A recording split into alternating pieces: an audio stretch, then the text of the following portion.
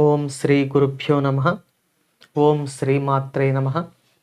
ఈరోజు మనం శ్రీ లలితా సహస్రనామ స్తోత్రంలోని 786వ నామం గురించి తెలుసుకోబోతున్నాం.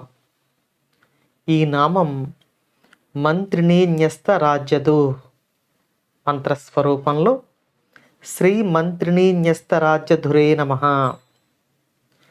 మనం ఇంతకు ముందు నామంలో అమ్మవారిని మార్తాండ భైరవునిచే ఆరాధించబడిన తల్లి అని తెలుసుకున్నాం.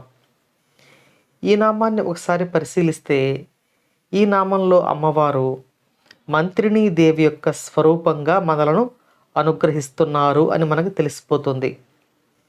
ఇప్పుడు ఈ నామం యొక్క పూర్తి అర్థాన్ని తెలుసుకునే ప్రయత్నం చేద్దాం. శ్రీ లలితా పరమేశ్వరి యొక్క మంత్రిణీ దేవి శ్యామలాదేవి రాక్షసులతో యుద్ధానికి వెళుతున్న సమయంలో శ్రీ లలితా పరమేశ్వరి దేవి నుండి 2 మహాశక్తులు ఉద్భవించాయి.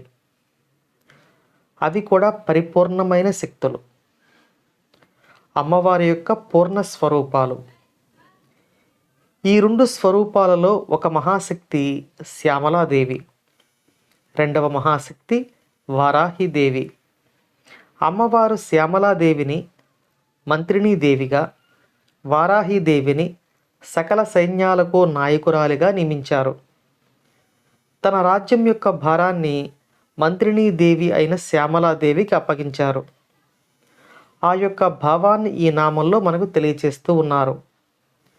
తన యొక్క రాజ్య భారాన్ని శ్యామలాదేవికి అప్పగించిన తల్లి అని ఈ నామం శ్రీ లలితా పరమేశ్వరుని కీర్తిస్తూ ఉంది. నిజానికి శ్రీ లలితా పరమేశ్వరి ఒక్కరే.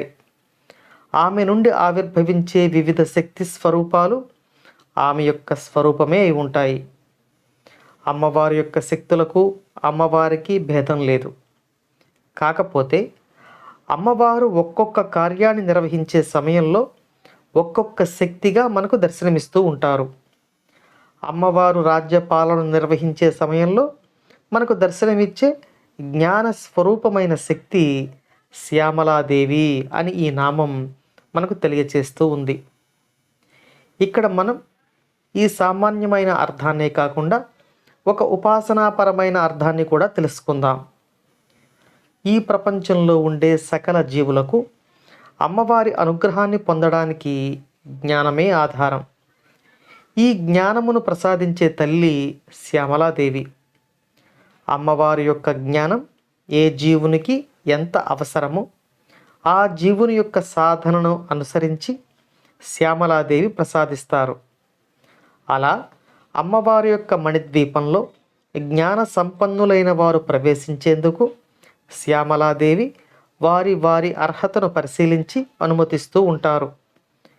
కాబట్టి అమ్మవారి అనుగ్రహాన్ని సాధకుడు పొందడానికి అవసరమైన జ్ఞానాన్ని ప్రసాదించే అమ్మవారి యొక్క స్వరూపంగా శ్యామలాదేవి శ్రీ లలితా పరమేశ్వరిగా ఈ నామంలో మనలను అనుగ్రహిస్తూ ఉన్నారు. ఈ అమ్మవారి అనుగ్రహం మనపై ఎల్లవేళలా ఉండాలని కోరుకుంటూ ఓం శ్రీమాత్రే నమః.